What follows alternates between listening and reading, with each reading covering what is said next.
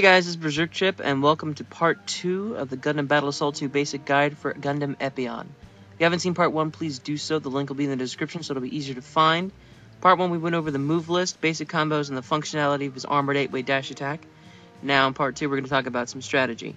Now, Epyon is one of the 6 characters in the top row that most people, there's very few PvP videos of Gundam Battle Assault 2, although recently there was a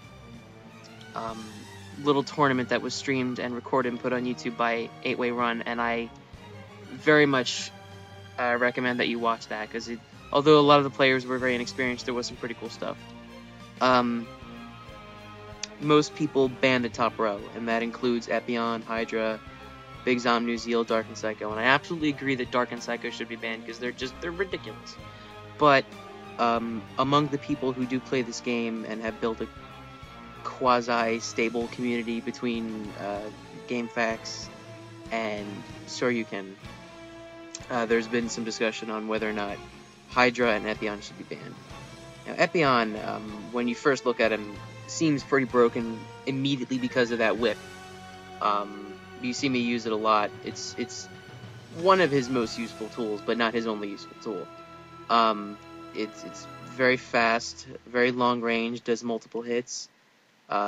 Very safe on block, and his crouching version knocks you up in the air, and then, of course, I believe I've said this before, that for most characters in this game, being in the air is a very disadvantageous position, because your air moves are not as useful as your ground moves. And if you combo his crouching high punch into his wing jump, it'll send you even way further in the air, and then he can just keep you there by repeatedly doing the crouching high punch whip thing. So yeah, his whip is obviously very useful, but it doesn't combo into itself, which thank God for that, because that'd be ridiculous. He's got the armored 8-way dash attack, which I showed you.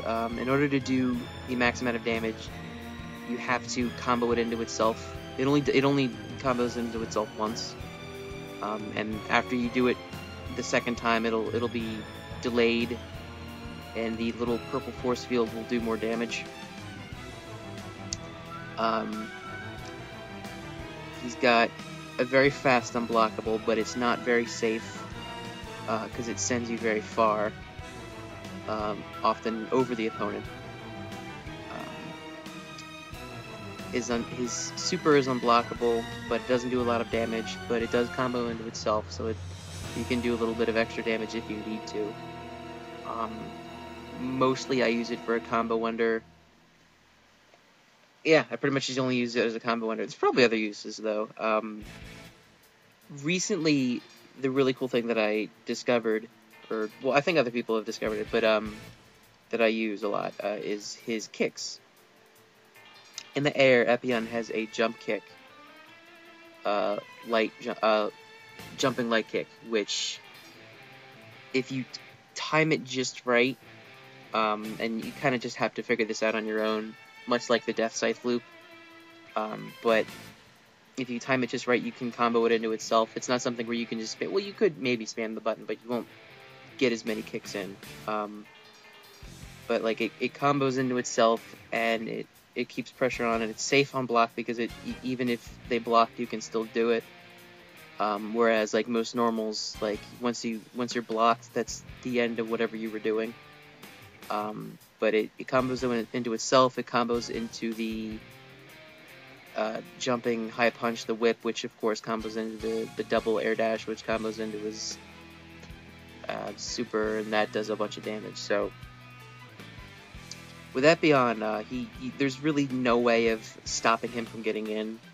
His 8-way dash, which most of the time you're just going to dash forward or dash at your opponent, it goes through pretty much everything. You still take damage if you're being attacked, like by a beam special or bullets, but it's not going to stop you from getting at your opponent, and it's also an attack.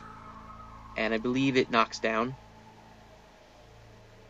So there's really no way of stopping Epyon from getting in. His unblockables are good.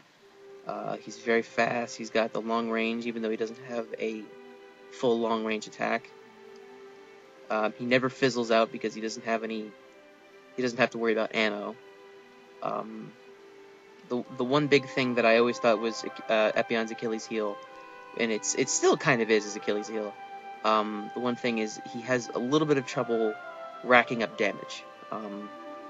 The only way that I've found to rack up a lot of damage is the combo that I showed you at the end of part 1, and I used it a lot in this video. And actually, a couple nights ago, I had a very impromptu online session with some of the guys at Shoryuken that play this game as well. I won't really go into the details in terms of like what programs we used and whatnot, but suffice to say, it wasn't particularly successful. But when it was, there was a match where I played as Epyon, and to my surprise, I was able to use the kicks quite a bit, and it did rack up a lot of damage. Because it's a very fast kick. Like it's not unblockable or anything, but I'm pretty sure that once you press the button, bam, a hitbox. I think it's 1 frame. It's crazy. But yeah, so like between that and his dash just going straight through anything, he's a very good character. But I don't think he's quite as good as Death Scythe with his loop. I don't think he's quite as good as Rose with the insane mix-up. So, honestly, I don't think he should be banned for tournament play. I know he's kind of one of those spammy characters where you could just spam the whip. But an expert player, if like you're raiding a really dumb Epyon, you shouldn't have that much trouble.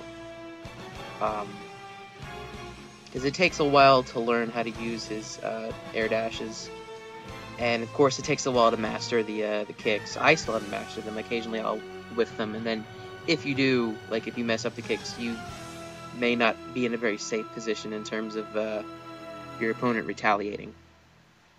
So that's basically it for Epyon. So the next part will be the next few videos. We'll be going over the G Gundam characters, so we'll see how interesting they are. I've had it pretty easy with these guys, the Wing Gundam characters. They're all relatively easy to use with the exception of maybe Ultron, but with the exception of Burning Gundam, which in my opinion is kind of a brain-dead character, all of the G Gundam characters are pretty significantly more difficult to use. So, and in turn have more interesting things and will probably result in more interesting videos. So we'll see. Till next time.